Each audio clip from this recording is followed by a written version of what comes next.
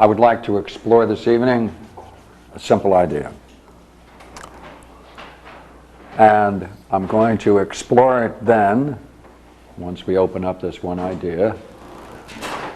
I'd like to then see it in essentially 4 systems: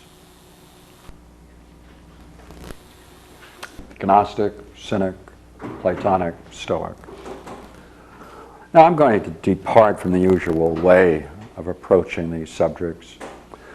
And the reason I want to do that is I think an easier way to get into the differences between these is to look at the psychology, not the metaphysics. So I'm just going to bring up one notion called apprehensive representation.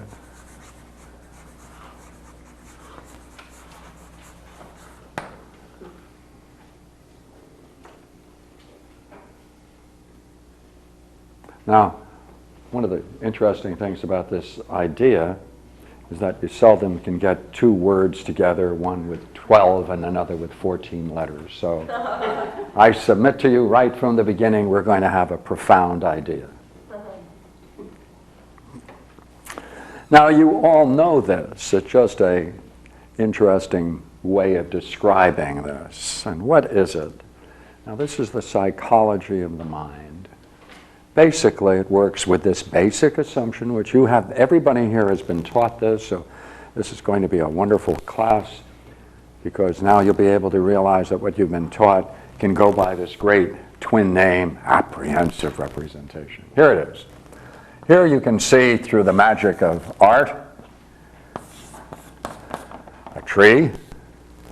And would you not agree, from what we've been taught, it strikes the eye, then in the eye it's upside down, and somehow through the miracle of the mind it turns it around straight. And where do we experience it? Where is it said that we experience the tree? In the mind. Sometimes called brain, if you're like that. That is to say that the external world creates an impression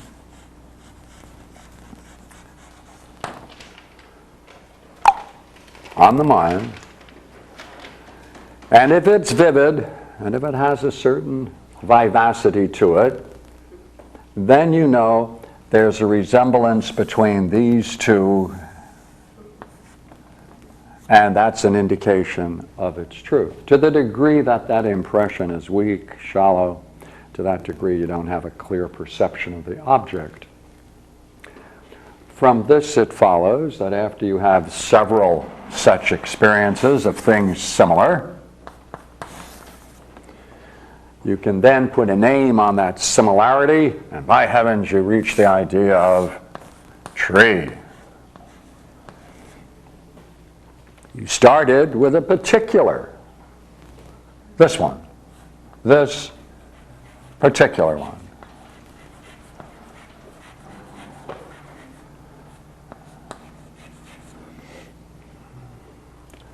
Somehow, by seeing the similarity in a class, you then reach the idea of tree. Therefore, this is an idea.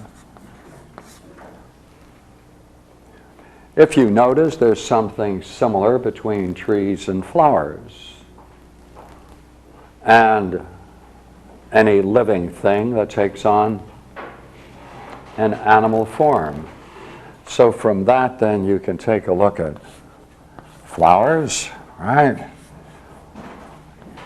Beautiful cats, right? And you can say, something similar to those. What could that be? And someone, of course, comes up to you and says, they're all living. And you go, oh, yes, thank you, thank you. So you then reach the idea of living things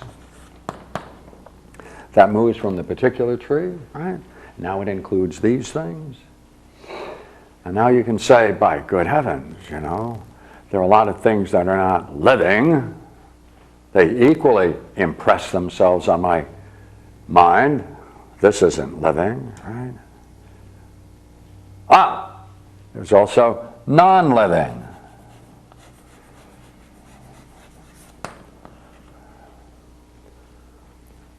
You say, well, look here, is there something that includes both non-living and living?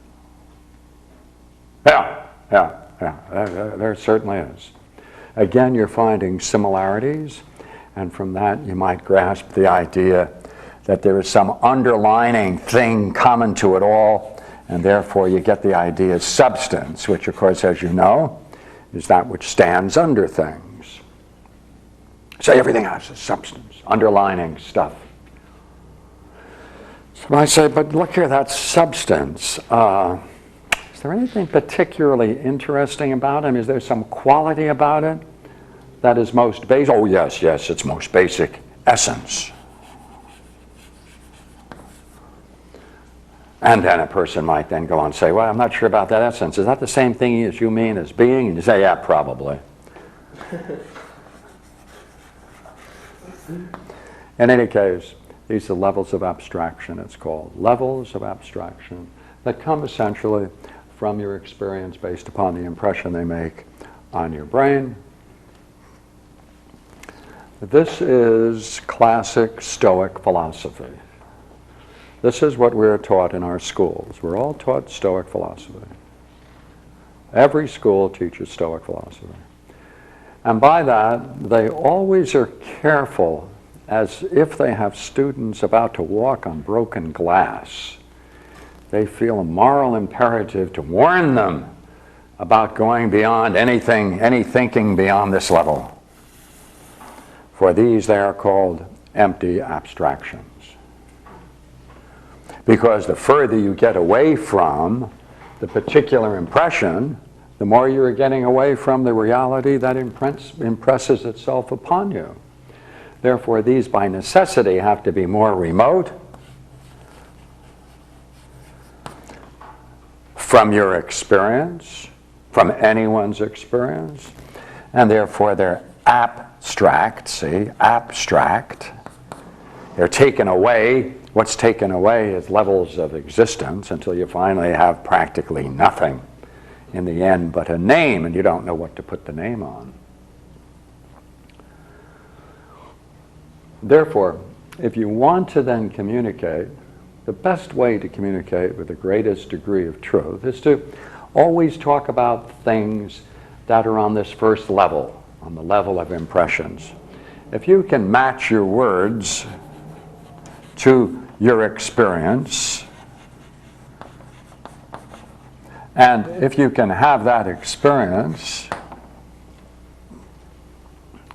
always rooted from sense experience, from impressions, then your words will always reflect an experience which is your own. It is your own.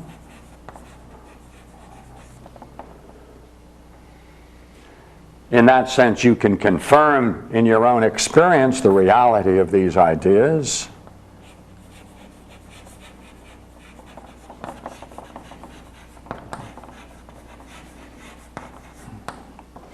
And if you establish a mode of conversation and communication with others based upon this, then that is indeed a sound way to communicate.